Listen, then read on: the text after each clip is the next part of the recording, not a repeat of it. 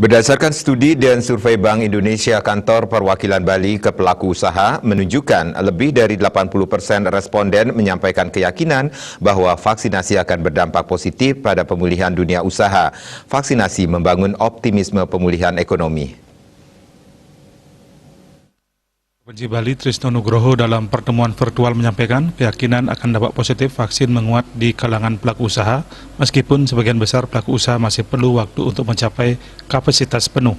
Dikatakan meski pada tahun 2020 secara kumulatif ekonomi Bali terkontraksi minus 9,31%, namun ada optimisme yang tersirat dari studi dan survei BI ke pelaku usaha. Diperkirakan lapangan usaha yang berkaitan dengan pariwisata akan membaik ditambah dengan komponen konsumsi swasta dan pemerintah juga diperkirakan membaik. Pada triwulan 2 pihaknya memperkirakan lebih baik dari triwulan 1, baik dari sisi komponen pengeluaran maupun lapangan usaha utama diperkirakan akan membaik dari tahun sebelumnya. Dikatakan Israel adalah negara yang paling cepat dalam pelaksanaan vaksinasi karena mereka mulai mempersiapkan reopen pada beberapa tempat seperti tempat hiburan malam, tempat olahraga, dan lain-lain.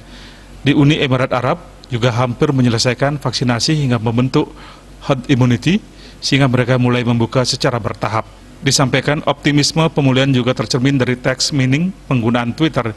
Ia mengamati penggunaan kalimat pada status pengguna Twitter yang menggunakan kalimat ke arah optimis seperti excited, happy, blessed, relax, and calm. Pelaku usaha juga menyampaikan paling cepat pemulihan dimulai sekitar semester 2 tahun ini, seiring dengan berjalannya vaksin dan cakupan vaksin yang semakin luas.